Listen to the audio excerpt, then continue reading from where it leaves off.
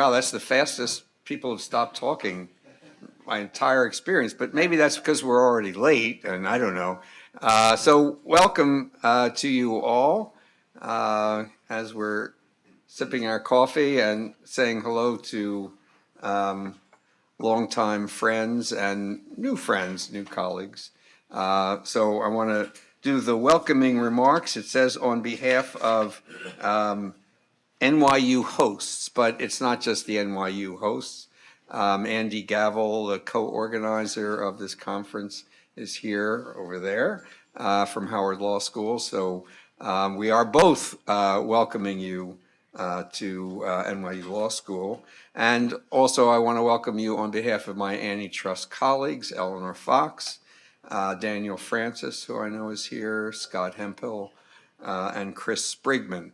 And also Dan Rubenfeld. So welcome. And I get to pretend that I am the dean, which of course I'm not, thank God. So Troy McKenzie could not be here, but he did send me an email which said this. He sent his regrets, of course. Actually, he may have said, thank God I can't be here, I have to be in Washington. But he said, fantastic, fantastic lineup. So that's his tribute to you people, our panelists. I'm very sorry I won't be able to be there. And then this, Troy is not an antitrust person. Believe it or not, there are people in the world who don't spend all their time on antitrust. So he said, this conference is more than a history lesson. It is an opportunity to look at the very different landscape of antitrust law now that we are at another turning point in U.S. Law and U.S. politics. So maybe a little more of that later, but an interesting comment, I thought, from our dean. I also want to convey the law school's thanks, of course, to our co-sponsors, to Hausfeld LLP, with the support of Michael Hausfeld, who we're going to hear from shortly, Chair Emeritus of the firm, and Scott Martin, co-chair of the firm's antitrust practice. I hope Scott's around someplace, who have given great support to the conference, and to Epic, a new co-sponsor, provider of services to law firms. I also want to thank the people who actually made the conference happen, which is clearly not me, but the important administrative people who did all the work, Lisa Sharrow and Claire Harders at Hausfeld, and of course my amazing assistant, Nicole Arzt, who has done more of these conferences than she or I care to remember, and have really put everything together for today. So, yes, good. I don't know if they're probably not in the room because they're probably still working, but if they are, they should have heard that.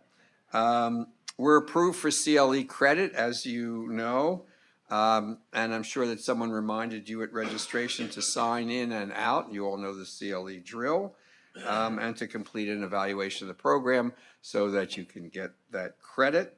And I also remind you that our proceedings are being recorded, and that there is an interest from the press in what people say at the conference. This is a good thing. What happens at NYU does not stay at NYU, but is meant to have some effect in the world. And this, frankly, is one of the reasons for today's conference. So the conference itself, just for a little history, for those of you who don't know, we're in the room, in a sense draws on two traditions at NYU for the antitrust faculty.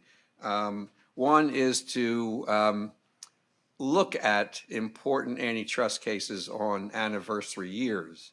We've done that in the past, for example, with the Philadelphia National Bank case on its 50th anniversary. A case that was quite important, maybe one of the most important antitrust merger decisions that we have had, and continues to be important.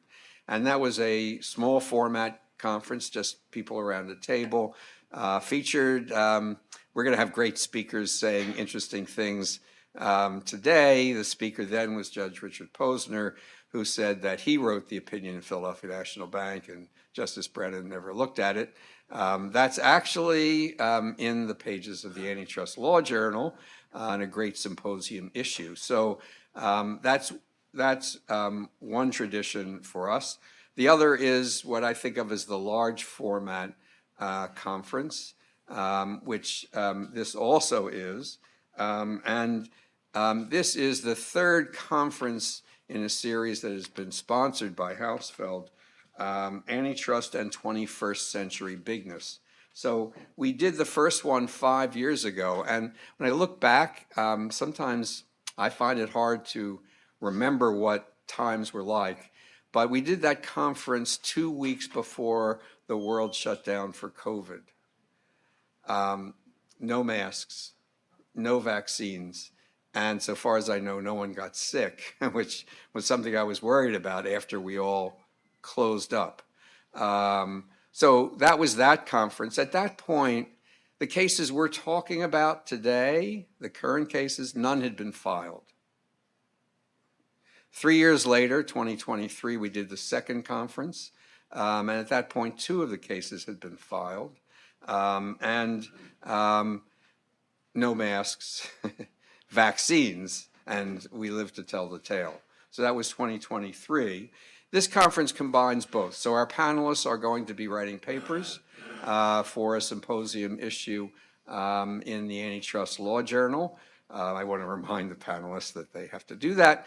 But we also have the large format panels to discuss the important issues of the day. So as we all know, or as most of us know, there are now 5 major cases against 4 of the big tech platforms. It's interesting, this is a conference about Microsoft, and Microsoft's not a defendant in any of those cases. We'll just leave that out there as something to think about as we go along. 2 DOJ cases against Google, one filed in 2020, one filed in 2023, search and ad tech. An FTC case against Facebook, now Meta, filed in 2020. Another FTC case against Amazon, filed in 2023. And the final case in this basically group of cases against big tech, filed in 2024 against Apple, big tech platforms. From the beginning, the first case, the Google search case, to the most recent case, Microsoft has played a part either directly mentioned in the complaints, mentioned in the papers that parties on both sides have filed. The Microsoft case has been critical to framing, shaping all of these cases, really, in an explicit and implicit way. And as we move forward into remedy, will likely have some effect on that as well. But we are in process. And at this point, we have only one decision on liability, Judge Mehta's decision in the search case. We await a hearing on remedies in that case. We await a trial in the FTC's case against Meta. We await a decision in ad tech from Judge Brinkema. And we await pretrial skirmishing in the other 2 cases. And to pick up Troy's comment, we await the new heads of the Antitrust Division and the Federal Trade Commission.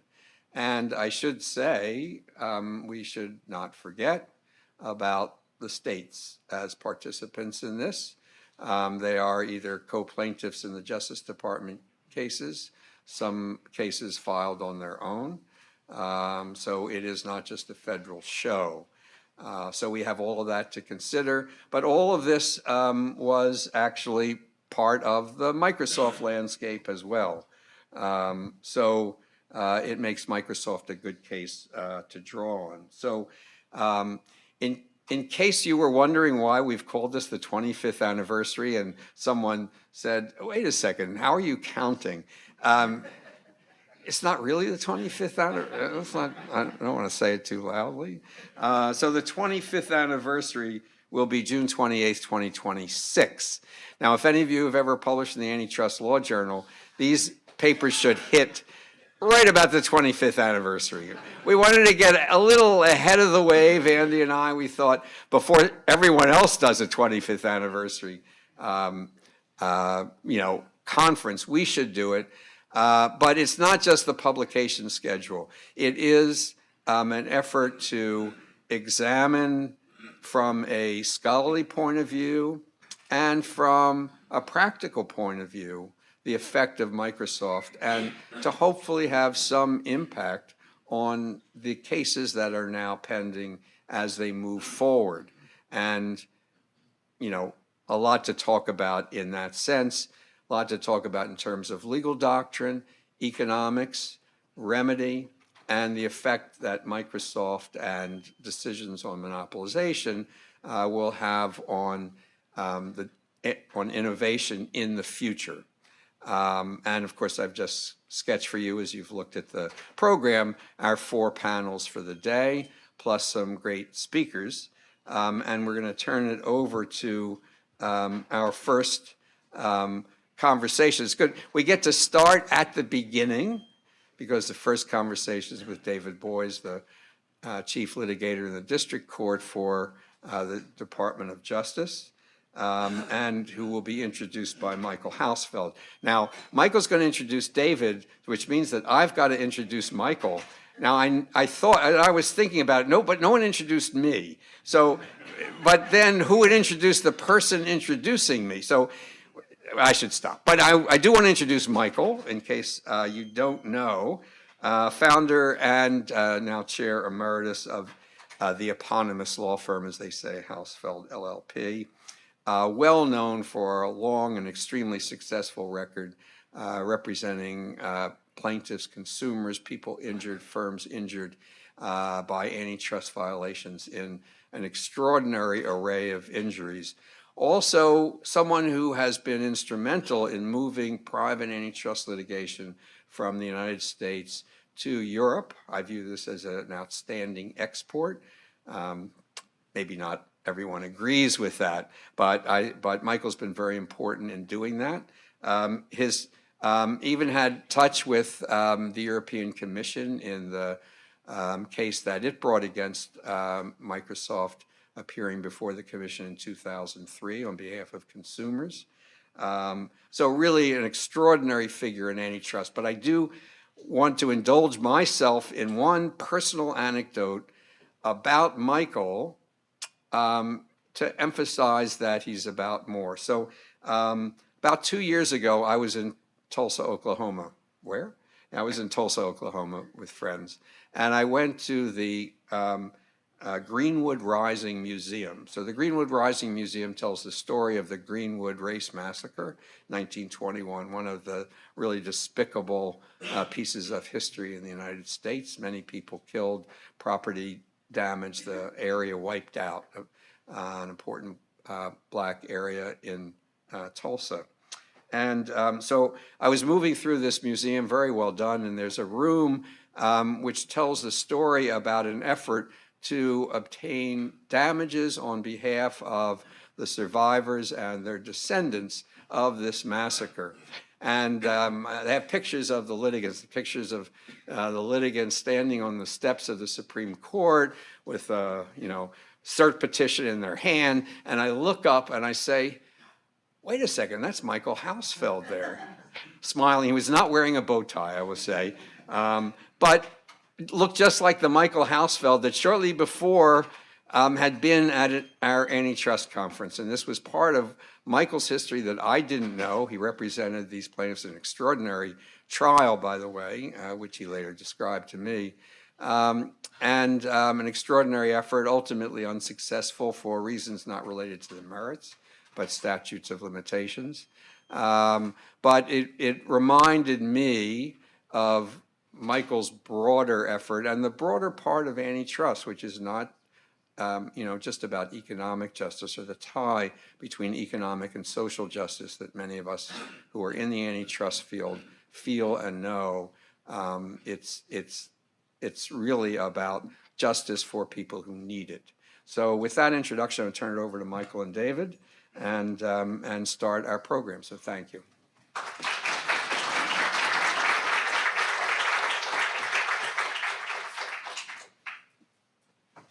Sure. Hey, David, how are you? Good. To see you.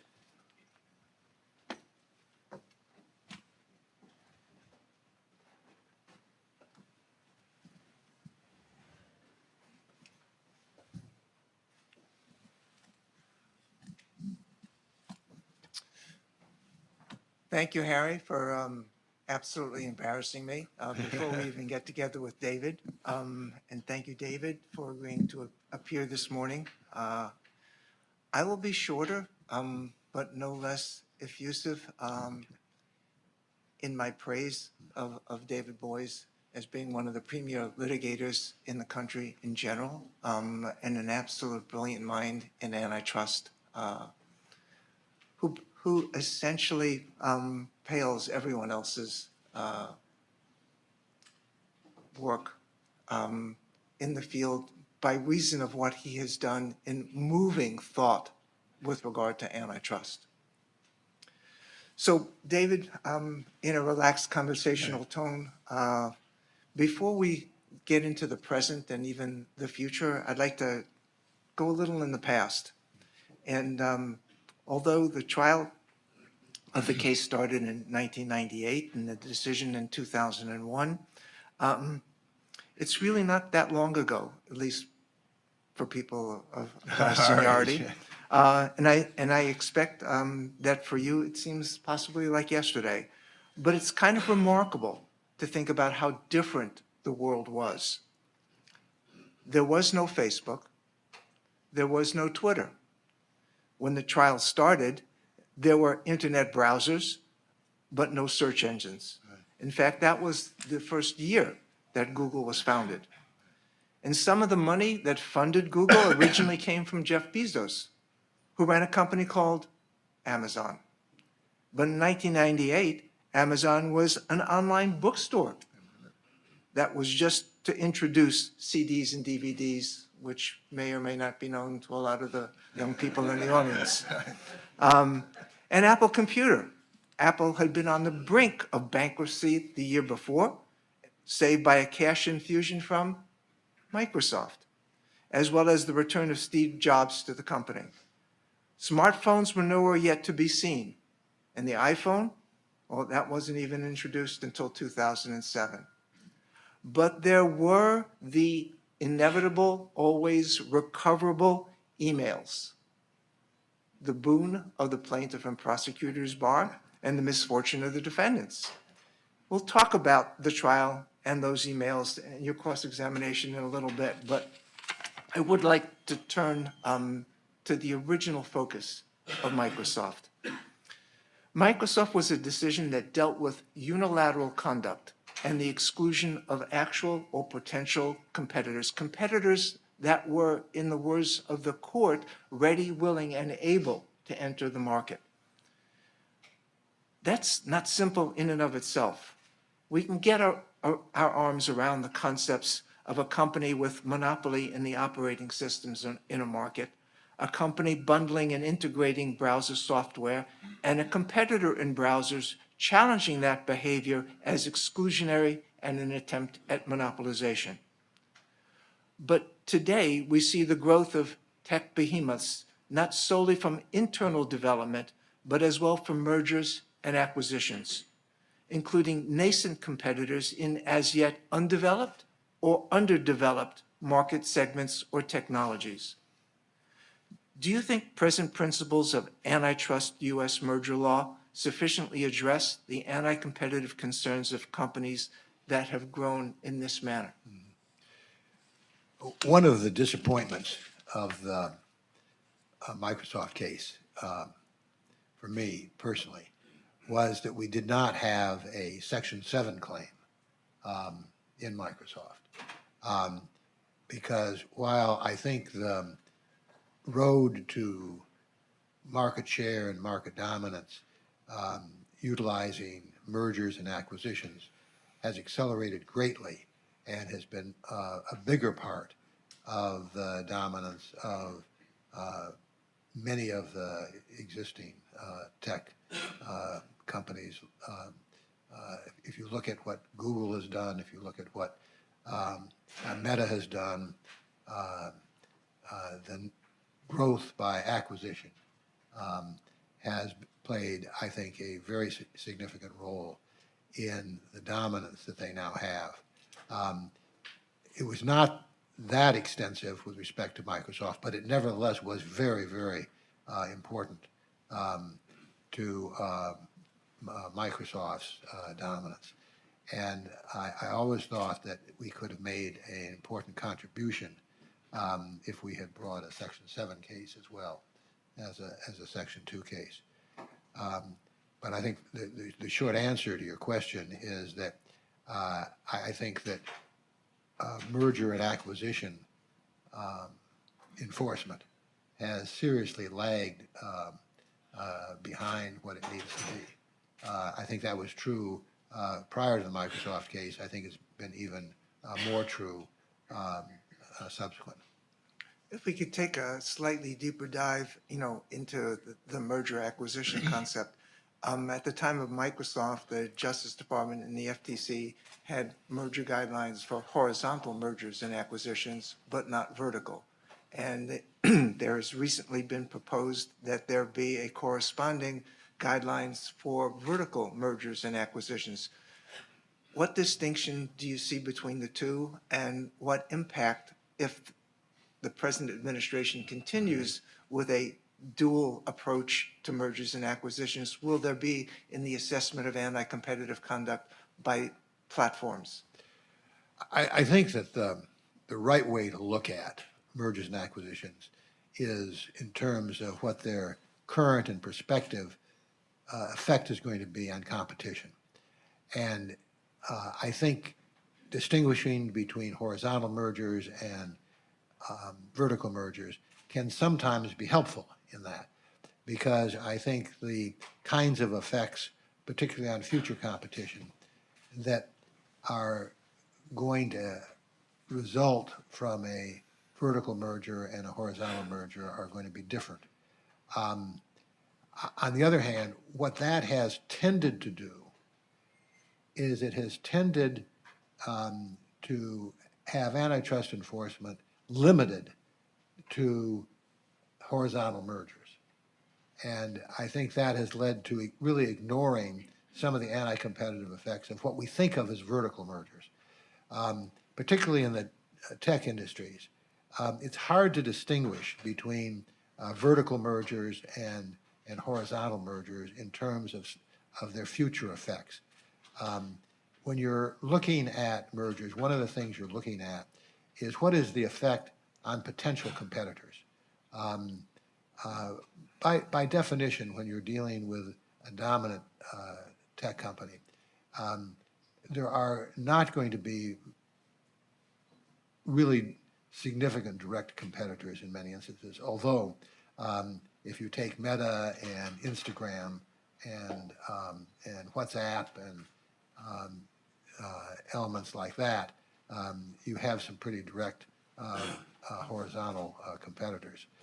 But in the main, what you're looking at is where is the next competitor likely to arise from?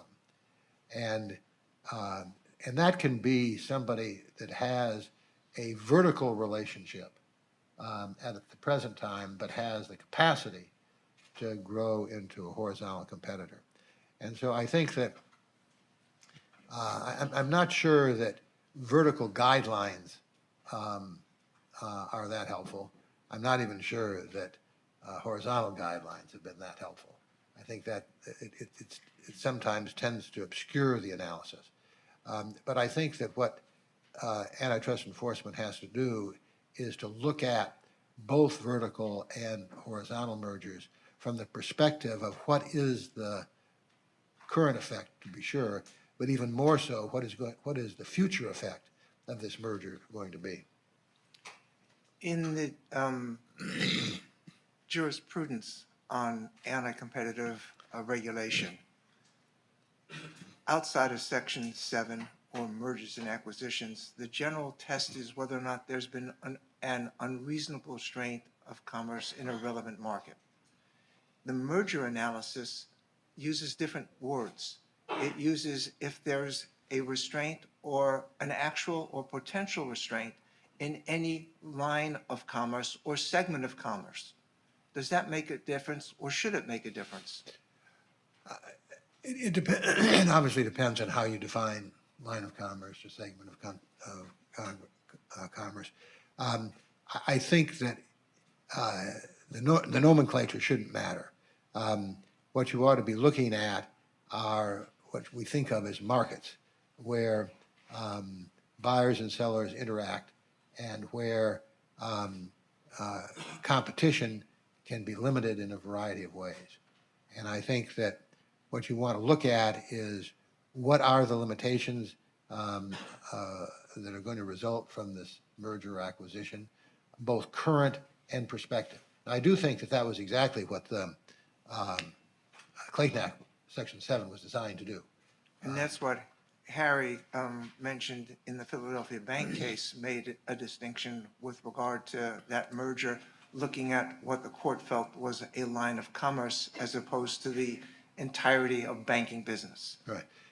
But that's true, I think, whether you use the term line of commerce or market, in the sense that, whether you call them submarkets or markets, what you're doing is you're looking at either a market, submarket, line of commerce, business segment. What you're doing is you're looking at where buyers and sellers interact, and you're looking at what is the competition for consumers, and how is that competition going to be impacted or affected by a merger or acquisition. I mean, that's really the basic inquiry, and it doesn't make any, in my view, make any difference what you call it. I think that talking about a line of commerce is helpful in the sense of getting away from trying to define whether something is a market or a submarket. But I don't think it ought to change the analysis. U.S. antitrust principles are embedded in the concepts of monopolization, conspiracy to monopolize, and lately a new characteristic that has been defined by some courts, abuse of monopoly power or monopoly broth. Europe instead focuses on a concept of dominance, which is well shy of our monopoly power threshold. Which approach, if either, in your opinion, is most appropriate for analyzing anti-competitive conduct in today's technology economies? I'm not completely certain how different the two approaches are today. They certainly started out different. And I think that in terms of the constraints that regulators put on companies, I think there's still some significant difference between the two jurisdictions. But in both cases, what you're looking at is a combination of market power and anti-competitive conduct. And I would say that in both jurisdictions, there is, as a practical matter, a sliding scale, where the greater the market power, the more scrutiny the practices receive. And you sometimes do that in different, with different terminology. For example, the level of market power to achieve dominance in the European community is, I think, almost certainly less than the level of market power to achieve monopoly power in the United States. On the other hand, I think that the level of market power to support a attempted monopolization case or to support a successful prosecution under Section 7 of the Clayton Act is no greater and perhaps less than the market power that's required to constitute dominance in the European community. So I think that both both systems look at a combination of market power and market practices. And I think one area in which there is a significant difference is the remedies in the European community tend to be more regulatory, and indeed the remedies and the legal criteria tend to be more of a regulatory nature than in the United States. I think that in the United States we've gotten away largely from divestiture, but nevertheless what we try to do in terms of remedy is to restore competition, not impose regulatory constraints on how the dominant firm behaves. So I think that distinction continues to be an important one. And I, maybe because of my history, I much prefer the effort to restore competition as opposed to the effort to regulate it. Market power was a central element in the Supreme Court's Amex decision. What is your view of that decision's emphasis on Amex's lack of market power? Well, I think that the American Express decision is best analyzed in terms of the court's concern that in evaluating practices, if you have what they call a two-sided market, you need to evaluate the conduct in both markets. And what the court was saying was that the court below had focused on one side of the market and not on the other side of the market. And on one side of the market, what American Express was doing looked anti-competitive. But if you looked at and had and did not have a positive effect on consumer welfare. But if you looked at the other side of the market, what the court said that had not been adequately analyzed by the court below as to whether or not the conduct in question was pro-competitive. For example, you had American Express in the middle, and you had merchants on the one hand and cardholders on the other. And what the court below looked at was what it was the effect of various American Express agreements and practices on the merchants.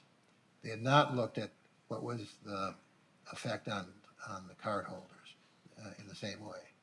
And I think that it's less a question of a market power analysis than it is looking at what are the right markets to evaluate the market power in. Do you believe that antitrust law should always look at a two-sided market in terms of the benefits on both sides, as opposed to clearly, as you said, there was a restraint on one side and no analysis of a corresponding benefit on the other? Would that change approach to anti-competitive conduct with regard to platforms which almost always involve two sides? I think if you've got a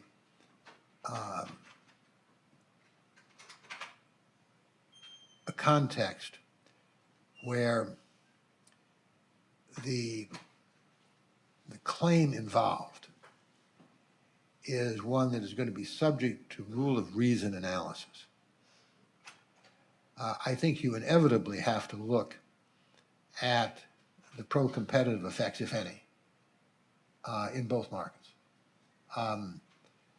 Now, if you've got a claim that involves per se conduct, I would argue that per se anti-competitive conduct in one market cannot be justified by possible pro-competitive effects in another market. But I think that certainly if you've got rule of reason analysis, that analysis has to include all of the pro-competitive effects that exist, whether you define that as being in a separate market or not. And just a slight deviation, if we move from per se to rule of reason, if the moving party, the plaintiff, demonstrates that there is an imposition or a restraint in one market, is it your judgment that the burden then would shift to the defendant? Yes. I think if you're thinking about a rule of reason analysis, regardless of where the pro-competitive effect is, or the alleged pro-competitive effect is, the burden shifts to the defendant to demonstrate it once the anti-competitive effect has been demonstrated. Technology cases rely heavily on economic opinion. So this is a wake-up call for all the economists in the audience. Plaintiffs rely on one set of economists, defendants on another set, and courts may seek guidance from their own set. How heavily should the law rely on conflicting economic opinions, which all may be consistent with generally accepted economic principles in evaluating anti-competitive conduct of technology platforms? How should courts balance what's generally known as a battle of experts? I think that one of the things that is most interesting, and for somebody who studied economics in graduate school, is really fascinating, is the battle of economic experts in antitrust cases. You have really eminent people all talking about accepted economic principles and coming out in absolutely opposite directions. And I think that the function of economics in antitrust cases is to do the kind of analysis that we've been talking about in terms of pro-competitive effects, anti-competitive effects. And ultimately, in our adversarial system, we're predominantly going to have one set of experts supporting one side, another set of experts supporting the other side, and it's going to be up to the trier of fact to sort that out. Now, that is an extraordinarily challenging task for a judge, and it is an even more extraordinary task for a jury. And I think one of the great advantages of government antitrust cases is that you have a judge in almost all cases making the decision, as we did in Microsoft. But a lot of antitrust cases are tried to juries. They're private antitrust cases tried to juries. And the need to have the jury sort through these kind of principles is challenging for them. It's hard to know exactly what the solution for that is. Some people suggest that the solution is to have a court-appointed, quote, neutral, close quote. But as a practical matter, if you do that, you are largely going to be turning the decision over to that person. You're just designating that person really as a judge, because a jury is going, in most cases, the jury is going to be heavily influenced by the person who comes in as the neutral, as the fair-minded person, and not controlled by either side. So I'm not a big fan of having court-appointed experts come in and testify to juries. I think one of the things that we have to always confront in these cases with juries is what the constitutional requirements are. I think the courts could have decided that these were not suits at common law, and that you didn't necessarily have to have juries decide these cases. I think that ship may have sailed, although the Supreme Court seems willing to reconsider a wide variety of prior precedents, so maybe this will get reconsidered at some point. I think another approach that the courts have tried to do is try to use Dauber principles to limit what can be presented as expert testimony. Although in the antitrust area, I think that has been much less rigorously enforced than it has in some other areas. I don't think that there is a good answer to the problem of really sophisticated economic analysis being necessary for the intelligent resolution of antitrust cases, with the proposition that the ultimate decision maker is going to be a jury that really has no, generally, background in most of these principles. Do you think that there are any benchmarks or watersheds in economic opinions that a jury should consider more heavily in determining which opinion is more likely than not explanatory of what happened? I'm not sure I understand the question. Should, I get that a lot. Should a jury, do you find that there's any particular type of analysis done by an economist which would or should be more influential to a jury in determining, in inferring what opinion is more likely than not explanatory?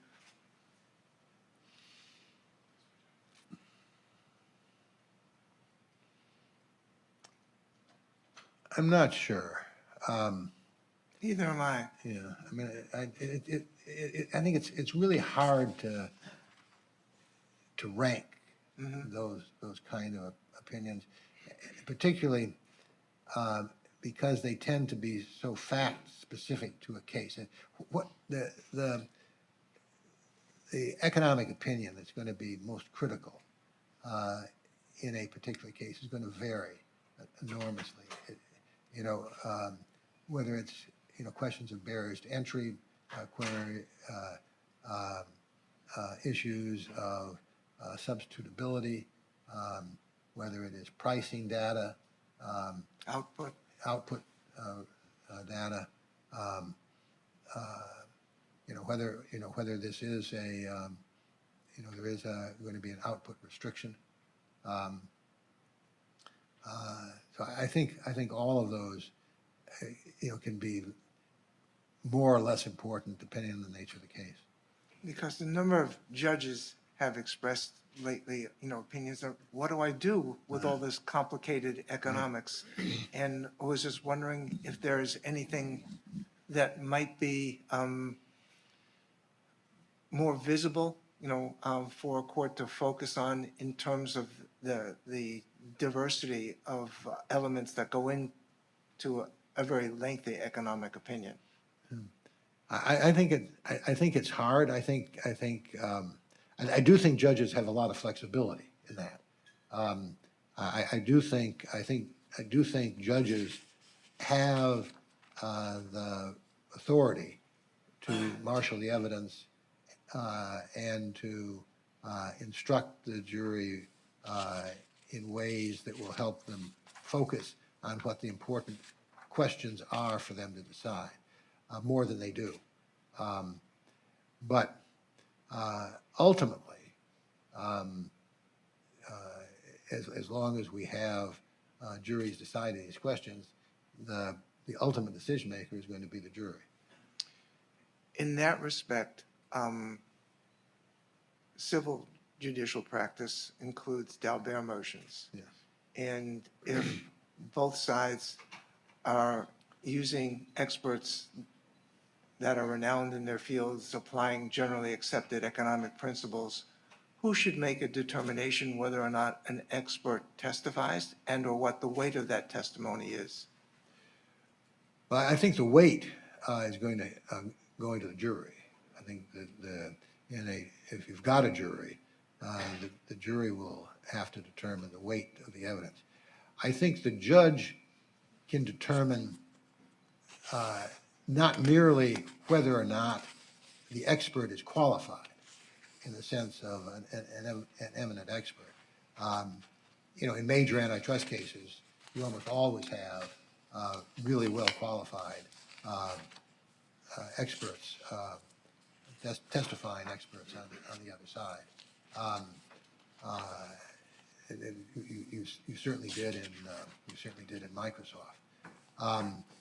But I think a judge can also determine whether the presentation, whether the criteria, whether the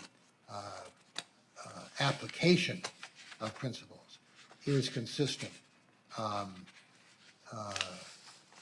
with the requirements of Dauber.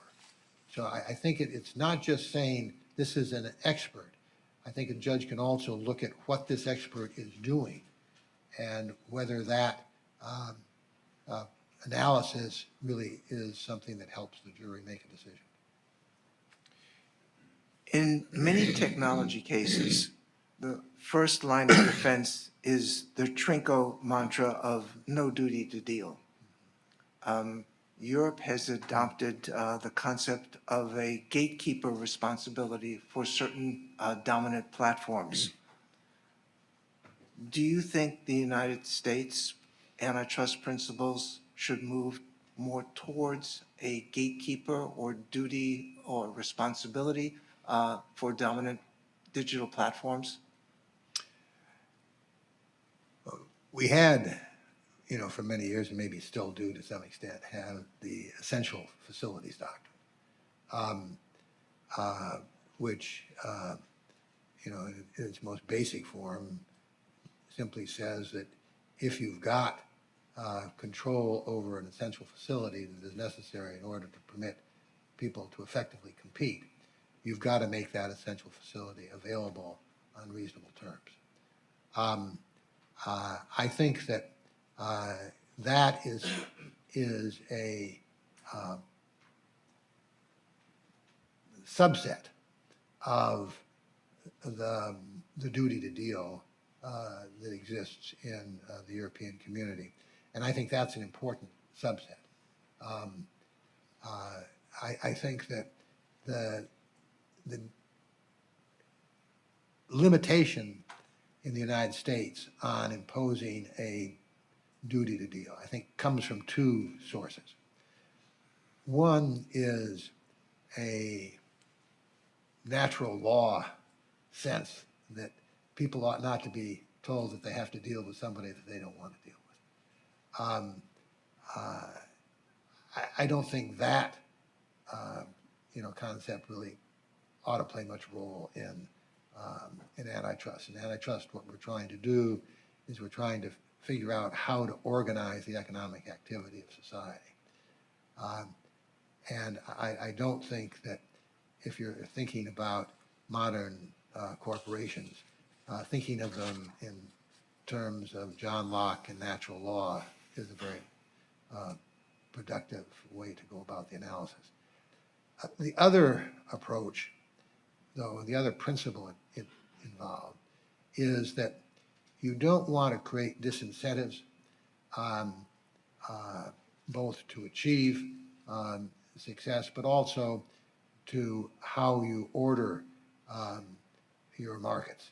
You don't want to inhibit conduct that can have pro-competitive effects. And choosing who you deal with and under what terms is often important to the way a company exercises the power that it gets from success, and hence incents the company. I think that if you think about the duty to deal, analytically, it really ought to be a balancing test between how critical is having access having competitor access to the existence of competition,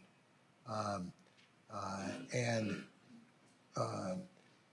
how intrusive is requiring access to the company's mode of operation. I think the essential facility doctrine, when you and I started practicing antitrust law, made that balance. It was a pretty good balance. I think that there's been a tendency in some courts to, in effect, swamp the essential facility doctrine with the fact that you don't have any duty to deal. I mean, the essential facilities doctrine was an exception to that, and I think some courts have gotten away from there being any exception. On a very broad scale, U.S. antitrust law pendulums between Borkian efficiency and neo-Brandesian consumer welfare. Meanwhile, Europe is moving more towards a hybrid approach, focusing on the dominance of firms and the effect of that dominance in markets or segments. From a policy perspective, do you think this new big tech age of multi-trillion-dollar platforms needs to be rethought in terms of what harms should be reached by antitrust law? For example, should antitrust be concerned with labor prices, climate change, free speech, democracy, and so forth? Or should it be limited to viewing business conduct only through a lens of output and price? When the antitrust laws started, the antitrust laws had two basic purposes. One was to preserve competition, consumer welfare, and the other was to preserve competitors and competitive opportunity. It wasn't to give competitors a free ride. It wasn't to eliminate competition, but it was to make sure that you balanced consumer welfare with competitive opportunities. There was a sense that society was better off if you had fewer examples of market-wide dominance, if you had smaller competitors. And that got taken to the point in Brown Shoe of courts ruling that a merger could be prohibited simply because it was too efficient. I think that the pendulum probably swung too far in Brown Shoe, but I think it's probably swung too far back in the sense of where we now have certain jurisprudence that says you only look at whether there are going to be output restrictions. That there is no role of antitrust for providing competitive opportunities for competition, constraints on size simply because of size. I think that you see this in the so-called conglomerate, what used to be called conglomerate mergers, where you see one company buying up a company in an entirely different area, assuming no potential competition elements. There's not likely to be any direct foreseeable effect on consumer welfare. But the concentration of economic power was something that was a target of the antitrust laws initially, without regard simply to the question of what is this going to lead to an output restriction or not. And I think that I think we would be well served to have a more inclusive analysis. I don't think that we ought to be worried about climate change and free speech as elements or as principles that we're trying to advance in the antitrust laws. But I think that those values are enhanced indirectly by preserving competitive opportunities and for allowing for the growth of smaller companies and not having an antitrust regime that essentially squeezes them out. So I think that I think there is a role for a more varied set of considerations in addition to merely output restrictions. You've been extremely gracious in sharing your opinions with us on various aspects of the antitrust law applied to digital platforms and the technology economy. Could you share with us, just to put us all kind of in the moment, some of your thoughts on the most memorable events, in your participation or leading the Microsoft case? I think one of the great things about the Microsoft case was it was a case that had great significance in terms of the development of the antitrust law. It was a case that people have largely forgotten, but in the 1990s, when the case was brought, there was considerable debate as to whether the antitrust laws even ought to apply to really high-tech companies. Not only Microsoft, but a number of people, thought that high-tech industries were different. They were too dynamic. The markets were changing too rapidly for the antitrust laws really to play a role. And I think that the framing of the issues in the Microsoft case and the deciding of those issues really laid the groundwork for the development of the antitrust laws in the high-tech arena. And I think it had an enormous effect. I think that if the Microsoft case had come out differently, Google might not have had the opportunity to develop. Apple might not have survived.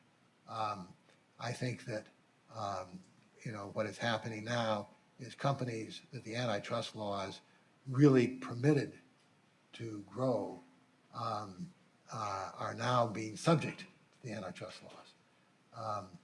And I think that is the natural and good evolution. So I think one of the things that was important and interesting about the case was the development of the law in a way that was uncertain when the case started. But another part of it was you just had a fascinating set of characters.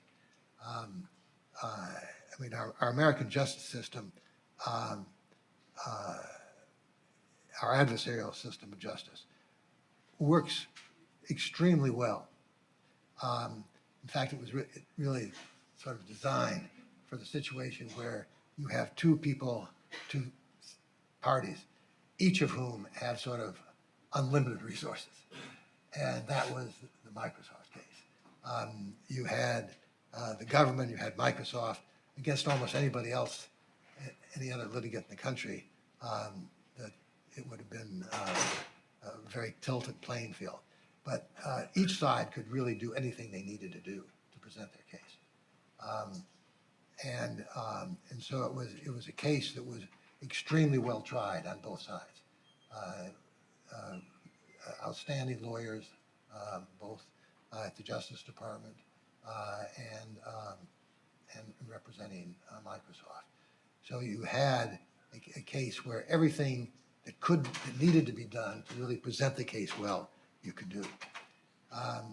And then you had just fascinating pieces of courtroom drama that I think actually played a role in the decision of the case. I think that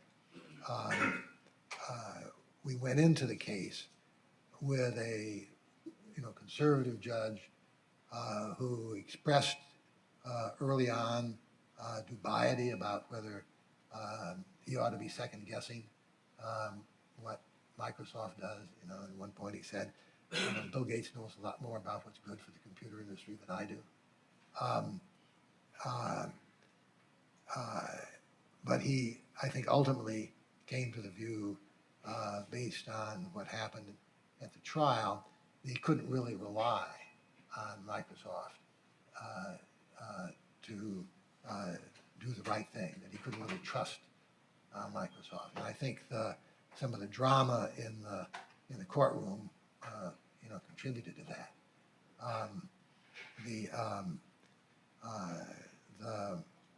The Washington Post that was covered it sort of every day, about a third of the way through the trial, said antitrust cases are not supposed to be interesting, but this is interesting. I mean, we had the kind of situation you don't often have in an antitrust case. Microsoft put in a video of a computer system that was designed to show that the Microsoft browser worked much better than the Netscape browser. And it purported to be a video of a computer system running the Microsoft browser, and everything went very fast, and they got very quick responses. And then they supposedly put on the Netscape browser, the same computer, and it slowed down. It really slowed down. It really looked awful. And it was a very powerful piece of evidence.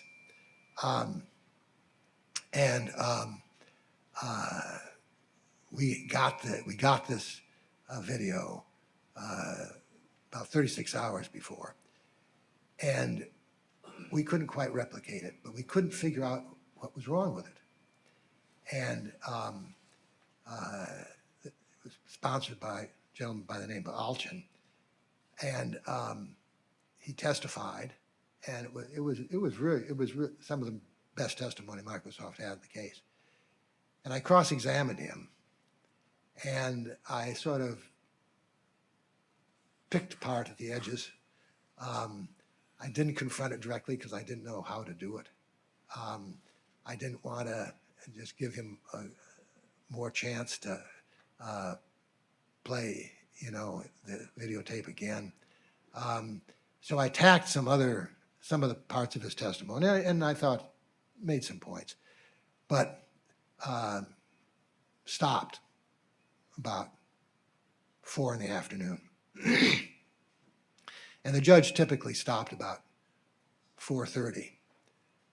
All Microsoft had to do was say, I have no, they ask no questions. And the poor son of a bitch would have gone home scot-free. And it would have been a good day for Microsoft. Instead, they kept him overnight. We had people work all night long trying, and they, in the Microsoft case, what people did was they went out on the courthouse steps after the day was over. And they talked about how great a day it was. And sometimes Microsoft would say what they were going to do tomorrow. And Microsoft talked about how I had not touched this videotape, and the videotape was the critical piece of evidence and how important it was, and I had been afraid to cross-examine about it. So we tried everything we could overnight to figure it out, and we couldn't figure it out. And so we go to court. They finish their examination, and I ask for a break, and I say, "What have you got?" And what they had done was they had taken screenshots sort of every 10 seconds, spread them out in a room about this large, and just compared the screenshots. And that permitted the following cross-examination. Mr. Alchin, what you showed was just one computer system. Only thing changed was that you added the Netscape browser instead of the Microsoft browser. Is that right? Yes. Okay, let's play the videotape. Played it for 30 seconds, stopped, and I said, I'm not enough of a computer expert to be able to tell you what programs are running. But am I right that the programs that are in here are shown by these little icons? And he says, yes. And I said, would you count the icons? And he counted the icons. And I said, okay, now let's play it for another couple minutes. We played it for another couple minutes. I froze it. And I said, now would you count the icons? And it was a different number of icons. I said, how is that possible? Computers just can't add programs on their own. And he said, no. I said, well, what's going on here? And he said, I don't know. I said, well, you're the sponsor of this, aren't you? And he said, yes, but I don't know. And I said, well, let's play it a little more. We played it a little bit more and froze it again. And I said, would you count the icons now? And the general counsel of Microsoft was sitting at the counsel table, and he counts them, and he says in a whisper, but that is audible throughout the courtroom, oh shit. Because that extra icon had now disappeared again. The judge was reasonably exercised about this, and said to the Alchin, give me some explanation. He said, I can't. He said, well, go back, and I want to hear it tomorrow. And the explanation was that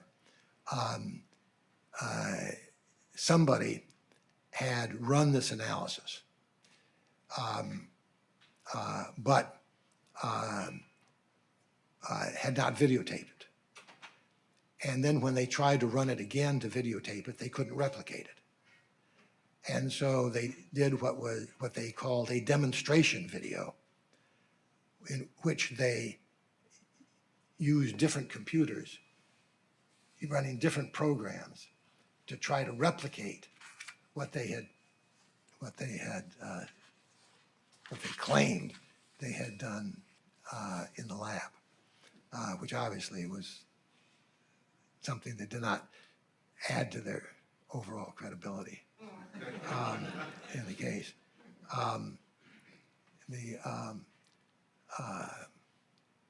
They also had an expert, Dean Schmalensee, one of, as Professor Rubenfeld will tell you, one of the really leading economists in the country at the time. And he testified for them. There were obviously two issues, as in every monopoly case: market power and market practices. I think it was a mistake to try to defend market power. Microsoft had market power, had monopoly power in the operating system. Real serious questions as to whether they had engaged in exclusionary conduct. If he'd simply concentrated on exclusionary conduct and not tried to also say they didn't have monopoly power, I think he would have had a much more credible presentation. But he tried to both say they had no monopoly power, which was a challenging task to defend on cross-examination. And he tried to essentially disparage every possible element or evidence of monopoly power. And one of the things that I asked him was whether he'd taken into account Microsoft's very high profits. Now, one answer would have been, no, I think that's irrelevant, or yes, but the fact they earn high profits can be just an indication of a very successful company. Instead, he said, no, monopoly profits have no relevance to the market power analysis, and even your expert, Dr. Fisher, believes that. And I said, well, let's leave Dr. Fisher aside for a moment. Let's just find out what you think. Do you think that economists ought to look at how much profits an alleged monopolist is making? He said, absolutely not. It's totally irrelevant. I then said, have you ever thought that profits ought to be looked at in a monopoly case? That should have been a hint. It wasn't. He said, absolutely not. No sensible economist ever would look at this. I then asked him to look at an article that he had written, and I identified as an article in the Harvard Law Review. He takes the book. I direct him to a page. He looks down the page, looks up at me, looks back down the page, looks up at me and said, what could I have been thinking of?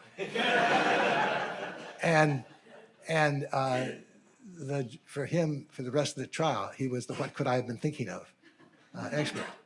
But there were a lot of things, there were a lot of times like that made the case interesting from a non-economic output restriction tying element. So it was, but fundamentally, Microsoft was basically right that these illustrations, I mean, they would go out on the courthouse step after one of these things saying, well, that really doesn't matter. And they were basically right that it didn't matter except for the loss of credibility. And that's a little bit like, other than that, Mrs. Lincoln, what did you think about the play? Because in a trial where the issues are very complicated and uncertain, credibility makes a huge amount of difference. And I think that was true in the final analysis in the Microsoft case. And you went to where I was hoping we would end this discussion with it. Despite the importance of economics in technology cases, credibility still has a major role. With that, Yeah. David, thank you for sharing your wisdom and your stories.